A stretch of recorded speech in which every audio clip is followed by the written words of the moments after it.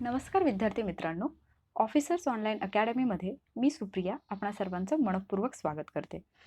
राज्यसेवा पूर्वपरीक्षा आणि कंबाईंड पूर्वपरीक्षेच्या तारखा नुकत्याच आयोगाने जाहीर केलेल्या आहेत आणि त्या अनुषंगाने आपण आता आपल्या अभ्यासाची, आपल्या परीक्षेची तयारी व्यवस्थित करणं हे खूप जास्त महत्त्वाचं आहे. आणि म्हणूनच आज आपण राज्यसेवा पूर्वपरीक्षेसाठी जो खूप महत्त्वाचा आणि आपल्याला क्वालिफाय होण्यासाठी जास्तीत जास्त मदत करू शकणारा असा GS पेपर 2, ज्याला आपण CSAT म्हणतो, तर CSATची प्रॅक्टिस कधी आणि कशी करावी याच्याबद्दलची माहिती आजच्या व्हिडिओमध्ये पाहणार आहोत. चला तर मग आजच्या लेक्चरला आपण सुरुवात करूया. सगळ्यात पहिल्यांदा आपण CSATचं महत्त्व काय आहे ते जाणून घेऊयात. आयोगाने जो CSAT हा विषय आपल्याला सांगितलेला आहे, तर तो सगळ्यात जास्त महत्त्वाचा आपल्यासाठी का ठरतो ते आपण आता पाहणार आहोत. सगळ्यात पहिल्यांदा आपण CSATचा अर्थ काय होतो ते पाहून घेऊयात. CSAT म्हणजे सिव्हिल सर्व्हिसेस ॲप्टिट्यूड टेस्ट, अर्थातच नागरी सेवा कल चाचणी हा आहे. CSAT मधला प्रत्येक घटक सुद्धा तार्किकदृष्ट्या आपल्याला, म्हणजे जेव्हा आपण अधिकारी बनू त्यावेळेला आपल्याला उपयोगी ठरू शकतो. म्हणजे बऱ्याचदा आपल्याला कोणत्याही सब्जेक्टचा, कोणत्याही विषयाचा अभ्यास करताना असा प्रश्न पडतो, की ज्यावेळेला मी अधिकारी असेन किंवा मी पदावरती असेन त्यावेळेला मला या गोष्टींचा काहीच उपयोग नाहीये. म्हणजे मला कुणी गणितं सोडवायला सांगणार नाहीये, मला कुणी पॅसेजेस वाचायला सांगणार नाहीये. मग हे सगळं एक्झाममध्ये का? तर त्याचं उत्तर आपल्याला इथे मिळतं, की अधिकाऱ्याला जेव्हा एखादा शासकीय आदेश मिळतो किंवा अधिकारी जेव्हा एखाद्या वर्तमानपत्रातील बातमी वाचत असतो, आजूबाजूला ज्या घडामोडी घडतात, या सगळ्याचं आकलन होण्यासाठी आपल्याला MPSCमध्ये आकलन जो आहे तर या घटकावरती भर दिलेला आहे. म्हणजे जे रीडिंग कॉम्प्रिहेन्शन असतं, तर ते आपल्याला या सगळ्या गोष्टींसाठी उपयोगी ठरतं. त्याचबरोबर आपली निर्णय क्षमता कशी आहे आणि आपण कमीत कमी वेळेत समस्येचं निराकरण करू शकतो का, त्यासाठी डिसिजन मेकिंग आणि प्रॉब्लेम सॉल्व्हिंग हा घटक आपल्याला दिलेला आहे. तर परीक्षेच्या दृष्टिकोनातून जर पाहिलं आपण, तर CSAT म्हणजे पूर्व परीक्षा पास होण्यासाठीची मास्टर की आहे. त्याचं रिझन काय? तर CSATमध्ये आपल्याला एकूण 80 प्रश्न असतात आणि 200 गुण असतात आणि 120 मिनिटं वेळ असतो. तर आता याचा जर आपण विचार केला प्रश्न आणि गुणसंख्या, तर आपल्या लक्षात येते की एका प्रश्नाला जे गुण दिलेले असतात ते 2.5 म्हणजे 2.5 गुण असतात आणि एका प्रश्नासाठी आपल्याला जास्तीत जास्त 1.5 मिनिट एवढा वेळ मिळतो. अर्थातच इथे सुद्धा आपल्याला 1/3 म्हणजे 1/3 निगेटिव्ह मार्किंग आहे. त्यामुळे जर त्या पद्धतीने आपण मोजलं तर चुकीच्या प्रश्नासाठी आपले 3.33 गुण जे आहेत ते वजा होऊ शकतात. मात्र एक प्रश्न बरोबर आला तर तुम्हाला 2.5 मार्क्स जे आहेत ते मिळतात. त्यामुळे आपल्याला लक्षात काय ठेवायचं आहे, की CSAT जो आहे तो त्याची तयारी आपण अशा पद्धतीने करायची आहे, की तो आपल्याला पूर्वपरीक्षेमध्ये एवढे मार्क्स मिळवून देऊ शकतो, की आन्सर की आल्यापासूनच आपण क्वालिफाय होणार आहोत आणि म्हणून आपण मेन्सची तयारी केली पाहिजे, हे आपल्या डोक्यात असलं पाहिजे. त्याच्यानंतर जर आपण पुढचा पॉईंट बघितला तर CSAT विषयी काही गैरसमज विद्यार्थ्यांच्या डोक्यामध्ये आहेत. सगळ्यात पहिला गैरसमज म्हणजे CSAT हे अवघड असतं. जर आपण आयोगाचे आत्तापर्यंतचे प्रश्न पाहिले किंवा प्रश्नपत्रिका पाहिल्या तर आपल्या लक्षात येईल की 2014 पर्यंतचे जर पेपर पाहिले तर CSATचे पेपर खरंच टफ होते. मात्र 2017, 18, 2019चे जर तुम्ही CSATचे पेपर पाहिले तर ज्या पद्धतीने 4थी-5वीच्या मुलांना स्कॉलरशिपमध्ये पॅसेजेस येतात, एवढे सोपे पॅसेजेस सुद्धा आयोगाने दिलेले आहेत आणि त्यामुळेच कट ऑफ जो आहे तो सुद्धा आपल्याला लक्षात येते की कट ऑफमध्ये किती चेंजेस झालेले आहेत. तर बऱ्याच विद्यार्थ्यांना गणितामुळे किंवा इंग्रजी उतारांमुळे भीती वाटते. तर त्याच्यामध्ये घाबरून जाण्यासारखं काहीच नाहीये, कारण जे अंकगणित तुम्हाला विचारलं जातं ते 10वीच्या दर्जाचं विचारलं जातं. तर जे इंग्रजी उतारे असतात ते 10वी आणि 12वीच्या दर्जाचे असतात आणि आपण राज्यसेवा देण्यासाठी आवश्यक असणारी शैक्षणिक पात्रता असते ग्रॅज्युएशन. जर तुम्ही ग्रॅज्युएशनपर्यंतचं शिक्षण पूर्ण केलं असेल तर तुम्हाला 10वी आणि 12वीच्या दर्जाचे प्रश्न सोडवताना कसलीच भीती नाही वाटली पाहिजे. आता इथे आपण बँकिंग किंवा SSC किंवा इतर परीक्षा नाही तर राज्यसेवेची परीक्षा जी देत असतो ती आपण अधिकारी होण्यासाठी देत असतो. त्यामुळे आपल्याला अंकगणिताचे जे प्रश्न येतात ते आकडेमोड वगैरे याच्यावरती अवलंबून नसतात जास्त. तर ते तार्किक म्हणजे लॉजिकल तुमचं थिंकिंग किती व्यवस्थित आहे, किती बेस्ट आहे हे चेक करणारे प्रश्न असतात.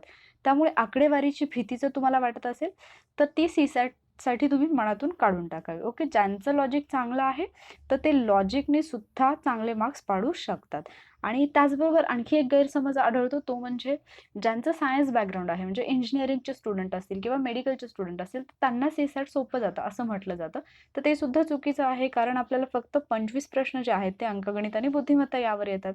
बाकीचे प्रश्न जे आहेत ते डिसिजन मेकिंग आणि आकलनावरती असतात. त्यामुळे हा गैरसमज सुद्धा तुम्ही डोक्यातून काढून टाकला पाहिजे. आता हे झालं सगळं बेसिक.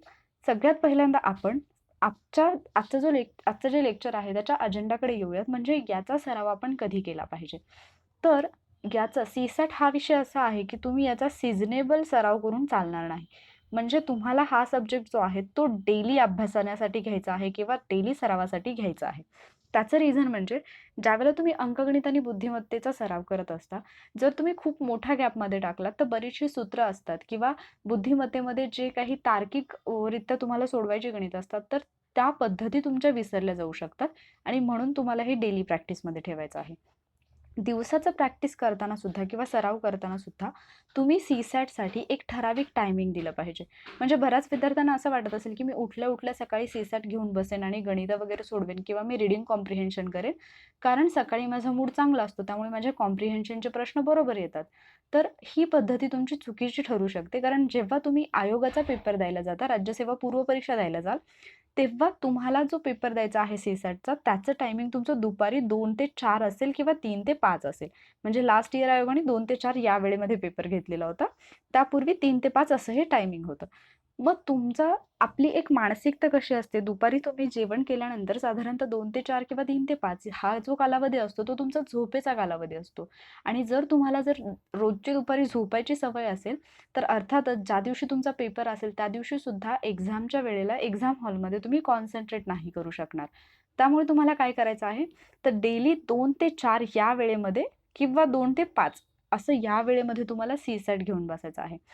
तर या वेळेमध्ये तुम्ही सी-सॅटची प्रॅक्टिस केल्याने सवय काय होते, की असं म्हणजे सायंटिफिक रिझन त्याच्या पाठीमागे हे आहे, की कोणतीही गोष्ट जर आपण 21 दिवस सलग केली, तर त्या गोष्टीची आपल्या शरीराला, आपल्या ब्रेनला सवय होऊन जाते आणि त्यामुळे जर तुम्ही 21 दिवस या पद्धतीने अभ्यास केला, तर अर्थातच ज्या दिवशी तुमचा पेपर असेल, त्या दिवशी तुमच्या मनावरती बिलकुल दडपण येणार नाही, कसलंही बर्डन येणार नाही, की मी सी-सॅटचा पेपर देतोय. कारण तुम्ही ऑलरेडी तेवढी प्रॅक्टिस केलेली असेल. डेली करण्याचं कारण म्हणजे काय? तर दोन्ही सब्जेक्टला म्हणजे GS-1चा जो पेपर आहे त्याला सुद्धा 200 मार्क्स आहेत आणि सी-सॅटला सुद्धा 200 मार्क्स आहेत. मग जर मार्क्स आपल्याला समान आहेत, तर मग आपण टायमिंग देताना GSला आणि सी-सॅटला कमी जास्त का द्यायचं? हा एक प्रश्न आहे. त्यामुळे तुम्ही दोन्ही विषयांना सारखा वेळ दिला पाहिजे, जर तुम्हाला राज्यसेवा प्री चांगल्या मार्क्सने पास व्हायचे असेल तर. आता तुम्ही म्हणाल चांगल्या मार्क्सने का पास व्हायचं? म्हणजे जेवढा कट ऑफ आहे तेवढा जरी मार्क्सने मी पास झालो, तरीसुद्धा मी पासच होणार आहे. पण ज्यावेळेला तुमचा स्कोर चांगला असतो, सेफमध्ये असतो, त्यावेळेला मेन्सची तयारी करताना तुम्ही अजिबात डगमगत नाही. म्हणजे तुमची आन्सर की आल्यापासून तुम्हाला माहीत असतं, की माझा स्कोर जो आहे तो सेफ आहे आणि म्हणून मी आता मुख्य परीक्षेची तयारी करू शकतो. पण जेव्हा तुमचा स्कोर सेफ नसतो, तुम्ही बाउंडरीवरती असतात, तेव्हा मात्र मेन्सची तयारी करायची किंवा नाही या संभ्रमामध्ये तुम्ही असतात आणि त्यामुळे तुम्ही मेन्सच्या अभ्यासाकडे पूर्ण फोकस करू शकत नाही. आणि रिझल्ट आल्यानंतर जर समजा तुम्ही क्वालिफाय झालेले असाल, तर उरलेल्या कालावधीमध्ये मेन्सचा अभ्यास पूर्ण होणं हे शक्य नसतं. त्यामुळे तुम्हाला प्रीमध्ये जास्तीत जास्त मार्क्स मिळवून देणारा विषय जो आहे सी-सॅट, तर त्याला तेवढंच महत्त्व द्यायचं आहे, जेवढं तुम्ही सामान्य अध्ययनाला म्हणजे GSच्या पेपरला देता. ओके? सो सराव करताना तुम्हाला याचा डेली सराव ठेवायचा आहे. आता सराव कसा करावा? हा एक खूप महत्त्वाचा प्रश्न आहे किंवा किती वेळ द्यावा हे तर मी तुम्हाला आत्ताच सांगितलं. सराव करताना तुम्हाला काय करायचं आहे? तर सगळ्यात पहिल्यांदा बेस्ट म्हणजे आपल्याला रिसोर्सेस विचारले जातात, हे कोणतं पुस्तक यूज करू? सगळ्यात चांगला जर म्हणजे सोर्स तुम्ही कुठला मला विचारला तर ते आहेत आयोगाचे प्रिव्हियस इयरचे क्वेश्चन पेपर. ओके? तर हे क्वेश्चन पेपर सगळ्यात पहिल्यांदा तुम्हाला घ्यायचे आहेत आणि त्या क्वेश्चन पेपरचा तुम्हाला व्यवस्थित सराव करायचा आहे. म्हणजे 2013 पासून ते 2019 पर्यंतचे क्वेश्चन पेपर तुम्हाला सगळीकडे म्हणजे इव्हन आयोगाच्या वेबसाईटवरती सुद्धा अवेलेबल होतील. तर सगळ्यात पहिल्यांदा तुम्हाला हे क्वेश्चन पेपर घ्यायचे आहेत. जो आयोगाचा पेपरचा टायमिंग असतो त्या टायमिंगमध्ये म्हणजे दुपारी तुम्हाला हे पेपर टायमिंग लावून सोडवायचे आहेत आणि त्यानंतर स्वतःचा स्कोर काउंट करायचा आहे. सो याच्यातून तुम्हाला ॲटलीस्ट हे तरी कळेल की तुमचा स्कोर किती येतो आणि मग तुम्ही त्यानंतर काय करू शकता, त्यावर्षी म्हणजे फॉर एक्झाम्पल तुम्ही 2013चा जर क्वेश्चन पेपर सॉल्व्ह केला, तर 2013ला किती मेरिट आलं होतं हे तुम्ही पहा, मेरिट लिस्ट पहा, कट ऑफ पहा आणि त्याच्यासोबत तुमचे मार्क्स जे आहेत ते तुम्ही कंपेअर करा. म्हणजे तुम्हाला ॲटलीस्ट अंदाजा येईल की त्यावेळच्या डिफिकल्टी लेव्हलनुसार, त्यावेळच्या पेपरनुसार तुम्हाला किती मार्क्स मिळाले असते.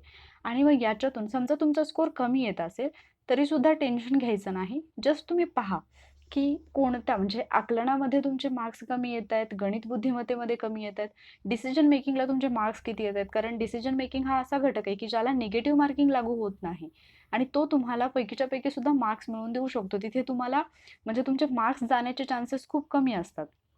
एक ऑप्शन असा असतो की ज्याला 0 मार्क्स असतात. पण तो ऑप्शन आपल्याला बघता क्षणी लक्षात येतो, की अरे हा ऑप्शन तर बरोबर असू शकत नाही.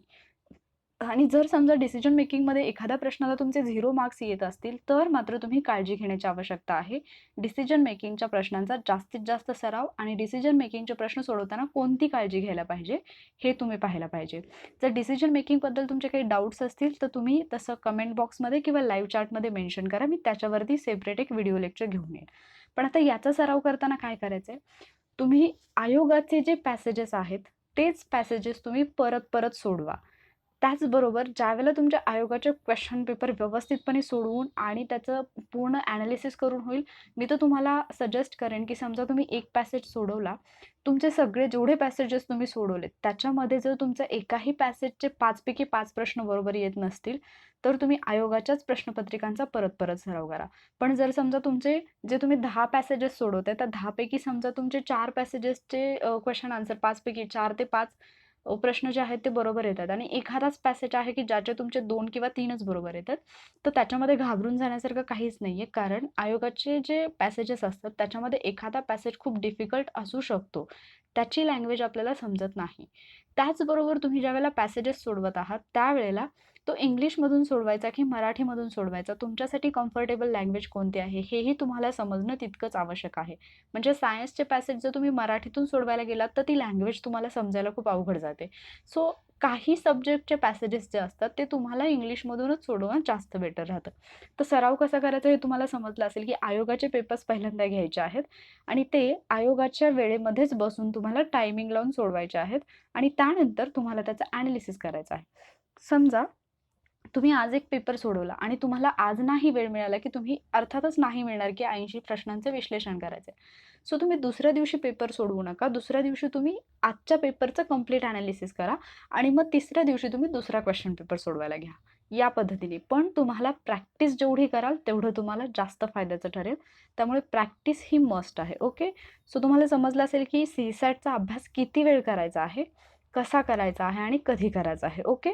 आता जर समजा सी-सॅटचं तुम्हाला घटकनिहाय जर नियोजन पाहिजे असेल, म्हणजे डिसिजन मेकिंगवरती जे प्रश्न येतात ते कसे सॉल्व्ह करायचे, आकलनावरती जे प्रश्न येतात त्याच्यासाठी काही टिप्स किंवा गणित बुद्धिमत्तेचे नक्की कोणते घटक करायचे, तर तसं लाईव्ह चॅट किंवा कमेंट बॉक्समध्ये मेन्शन करा. त्याच्यावरती मी नेक्स्ट लेक्चर जे असेल ते घेऊन येईन. सो आजच्या लेक्चरमधला जो अजेंडा होता तो आपल्याला संपलेला आहे. म्हणजे तुम्हाला समजलं असेल की सी-सॅटची तयारी का करायची आहे, कशी करायची आहे आणि कधी करायची आहे. ऑफिसर्स ऑनलाईन अकॅडमी हा जो आपला चॅनल आहे, तर तुम्हाला हा चॅनल टेलिग्रामवरती सुद्धा पाहायला मिळेल आणि त्याची लिंक तुम्हाला डिस्क्रिप्शनमध्ये दिसते. तर तुम्हाला तिथे सगळे अपडेट्स मिळतील. त्याचबरोबर तुम्ही मला वॉरियर ऑफिसर या यूट्यूब चॅनलवरती फॉलो करू शकता आणि टेलिग्राम चॅनलसुद्धा आहे वॉरियर ऑफिसर MPSC ग्रुप म्हणून. तर त्याची लिंकसुद्धा तुम्हाला स्क्रीनवरती दिसत असेल. सो तुम्ही तिथे सुद्धा मला फॉलो करू शकता. आय होप आजचं लेक्चर तुम्हाला आवडलं असेल. जर आवडलं असेल तर नक्की लाईक करा, शेअर करा आणि सबस्क्राईब करा. Thank you. हॅलो फ्रेंड्स, तुम्ही जर संयुक्त पूर्व परीक्षा म्हणजे MPSC, PSI, STI आणि ASO या परीक्षेची जर तयारी करत असाल, तर तुमच्यासाठी एक खास सिरीज घेऊन आलेली आहे ऑन अकॅडमी. या सिरीजचं नाव आहे यशाची किल्ली. लक्षात ठेवा, सिरीजचं नाव काय? यशाची किल्ली. ही फंडामेंटल आणि कॉम्प्रिहेन्सिव्ह बॅच आहे की जी आपल्यासाठी ऑन अकॅडमीनं सुरू केलेली आहे 6 मे ते 6 ऑगस्टपर्यंत. यामध्ये खास अशी गोष्ट आहे की ही 3 महिन्यापर्यंत बॅच आहे आणि मित्रांनो, यात तुमचा दररोज या ठिकाणी काय अभ्यास केला जाणार आहे. याच्यासाठी आपल्याला अतिशय उत्कृष्ट असे शिक्षक लाभलेले आहेत. त्यामध्ये प्रीती राऊत मॅडम आहेत की ज्या सायन्स शिकवणार, रमेश रुनवाल सर आहेत इकॉनॉमिक्स शिकवणार, सुमित टट्टे सर आहेत की ज्या करंट अफेअर्स आणि एन्व्हायरमेंट सायन्स शिकवणार, तसेच सुभाष पवार सर आहेत इंडियन पॉलिटी आणि अक्षया रांडे मॅडम आहेत हिस्ट्री शिकवणार, सचिन वारुळकर सर आहेत रिजनिंग आणि जिओग्राफी शिकवणार आहेत. तर मित्रांनो, सध्या लॉकडाऊन चालू आहे, त्यामुळे आपल्याला ह्या सर्व गोष्टी किंवा बरेचसे क्लासेस चालू नाही आहेत. त्यामुळे या ठिकाणी तुम्हाला एक ऑनलाईन शिकण्याचा आणि घरी बसून तुमच्या गावात बसून तुम्ही शिकण्याचा प्लॅटफॉर्म ऑन अकॅडमी तुम्हाला आणून दिलेला आहे. त्याच्या लिंक सर्व मी डिस्क्रिप्शन बॉक्समध्ये देतच आहे किंवा तुम्ही ऑन अकॅडमीचं प्ले स्टोअरवर जाऊन ॲपसुद्धा डाउनलोड करू शकता. तर या ठिकाणी आपल्या समोर आहेत सचिन वारुळकर सर की जे रिजनिंग आणि जिओग्राफीमध्ये एकदम परफेक्ट आहेत. हे तुम्हाला पूर्ण मार्गदर्शन करणार आहेत. सुमित तट्टे सर आहेत, हे करंट अफेअर आणि एन्व्हायरमेंट सायन्स की तुमचे पूर्ण डाउट्स क्लिअर करतील. MCQ, नोट्स वगैरे PDF तुम्हाला सुद्धा या ठिकाणी मिळणार आहे. तुम्ही यांना तुमचे प्रश्न सुद्धा विचारू शकता. या ठिकाणी सुभाष पवार सर आहेत, की जे गेले 5 वर्ष आले या ठिकाणी पॉलिटी शिकवत आहेत आणि जवळपास प्रीती राऊत मॅडम आहे, यांचा तर सायन्सवर एकदम हँड आहे. या ठिकाणी सुद्धा तुमचं सर्व विषयाची काय तयारी करून दिल्या जाणार आहे. तसेच अक्षया मॅडम आहेत, या एकदम परफेक्ट आहेत हिस्ट्रीमध्ये. तर मित्रांनो, याच्याबद्दल तुम्हाला काही शंका असतील तर त्या ठिकाणी तुम्ही सुद्धा काय करू शकता. तर याच्यासाठी तुम्हाला फक्त एकच करायचं आहे, अनअकॅडमी ॲप डाउनलोड करायचं आहे किंवा मी खाली दिलेल्या लिंकवर जाऊन तुम्हाला काय हे व्हिडिओज पाहायचे आहेत. तर मित्रांनो, आपण हे नक्की करा. काही काही तुमच्या सूचना असतील तर मला तुम्ही नक्की करा. धन्यवाद.